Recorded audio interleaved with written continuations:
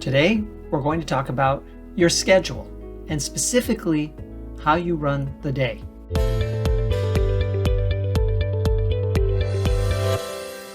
There's a famous saying from Jim Rohn, who is one of my audio mentors. I never met him in person, but I sure was mentored a lot by him over audio.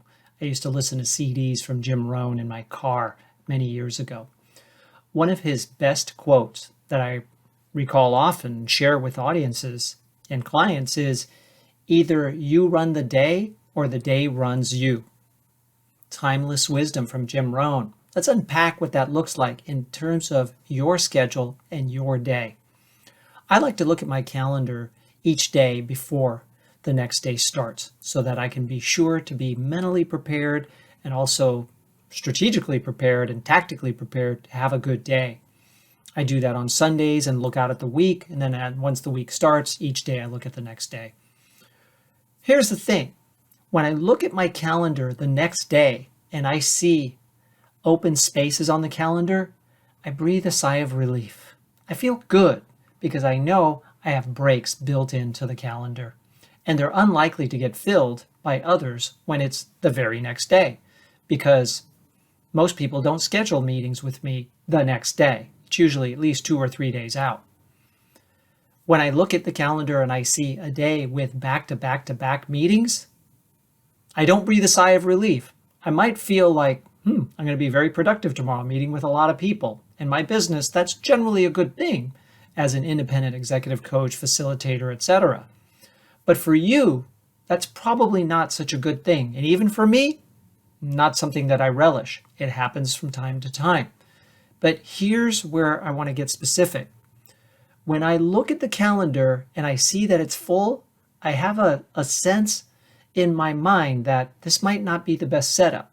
And then when the day starts to run and I feel like the day is running me and I don't have time to have something to eat as I normally would around the noon hour, stand up, walk around, have time to just think, craft careful communications, create some strategy, think about long-term matters like that, I feel unfulfilled. At the end of the day, when I've had a back-to-back day, I'm exhausted. What about you? Do you have those same sensations as I do when you look at your calendar for the next day or the next week and you see that it's just full?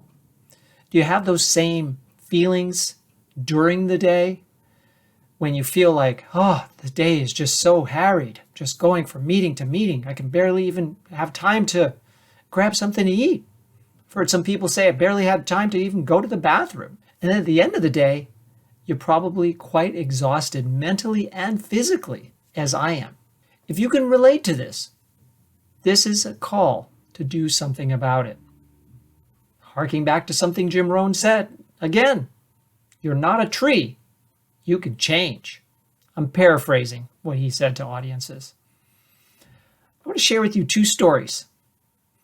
One is of an executive that I coached many years ago who, through an assessment, rediscovered because he already knew it, that he liked time outside. He liked fresh air, nature, that energized him and restored him. But this is pre-pandemic. He was in the office almost all day, and he would regularly feel depleted by the end of the day. When he would go on vacations, it was interesting that he would go to far away, exotic places and be mostly communing with nature off the grid. Those were his opportunities to restore and energize himself once again. But then he'd go back to work and get depleted again because he had back-to-back-to-back days. He also didn't have a full-time admin, which made it really difficult to even schedule meetings with him. Eventually, through our conversations together, he was able to get a part-time admin, which helped a great deal to get better control of his schedule. Once the pandemic hit, he found himself at home, and he was able to go outside almost every day and take a walk. When I talked with him during that time, he seemed very happy and calm.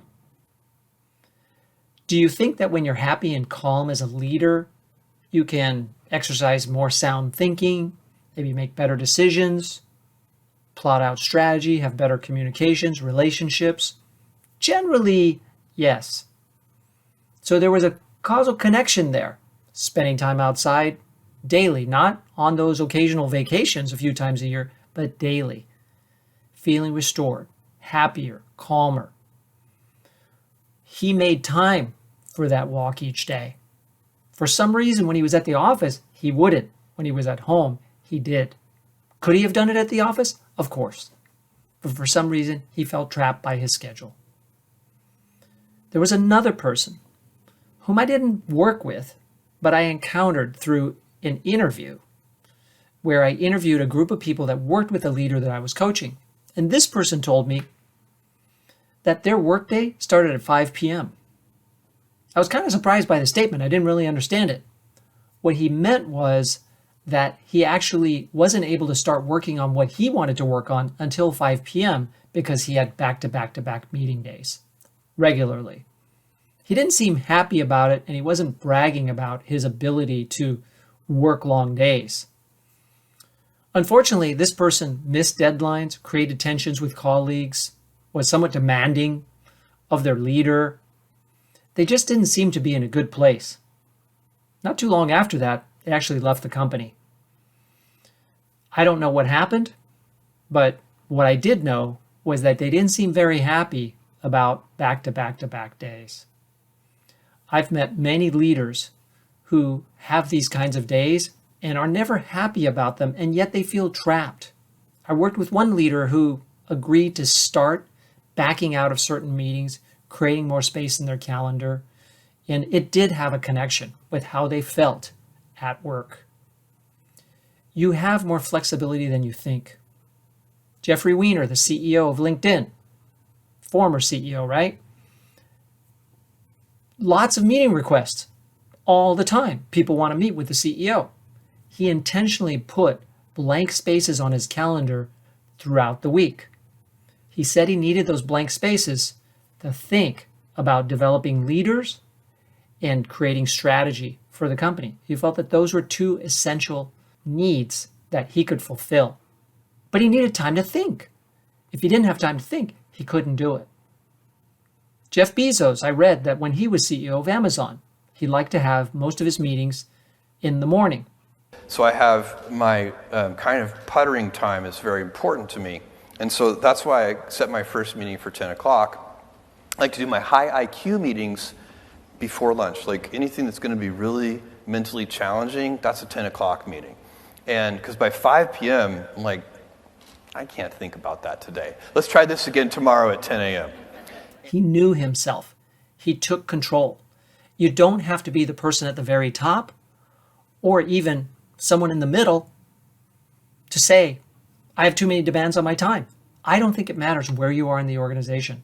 I think what it takes is volition and an absolute refusal to have the kinds of days that don't serve you well. I believe it's more in your control than you think to schedule these blank spaces on your calendar and give yourself an opportunity to rest, relax, think, nourish yourself, get up, go outside, whatever you need. Listen to music, call a friend, watch a video. Schedule those times in your calendar. Occasionally, you're going to have those back-to-back-to-back days. Some of those are just impossible to avoid. But most of the time, if you can do this, I believe, when you look at your calendar and you see those blank spaces, you're going to breathe that sigh of relief like I do. And when you're going through that day, you'll look forward to those breaks when you can rest and recharge and reset for the next time when you have to be fully on with other people. I hope this advice helps you to take charge and run the day and not let it run you. I believe it's in your control. If you have comments about this, share them below. I'd love to read them and hear back from you why this is what you do and how it helps you, or why you feel you can't. Share with me. Or email me at michael@BAECexecutivecoach.com.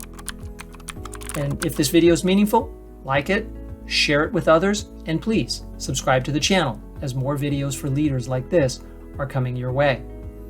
If you'd like to explore actually working with me, visit BayerExecutiveCoach.com, where you can learn more about my coaching practice, my services, working with leaders like you, teams that work for you or with you, to help you just get more joy and fulfillment out of the work that you do and be more effective and successful. Or you might be best suited to work with one of my colleagues, and if that's the case, I'd be happy to refer you. Thank you very much, and I'll see you again soon, during one of your breaks.